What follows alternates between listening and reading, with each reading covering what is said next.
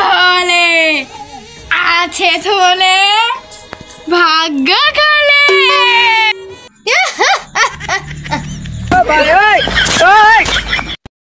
আপনি কি সেই হিমালয় পর্বত থেকে প্রসিদ্ধ সিদ্ধ পবিত্র হয়ে আসা জ্ঞানী মহাজ্ঞানী নারী? ও হ্যাঁ হ্যাঁ হ্যাঁ, আসুন এখানে বসুন, এখানে এখানে এখানে। দেখুন না মা, আমার এর ভবিষ্যৎটা কি? তা বাছা, এদিকে আয় দেখি।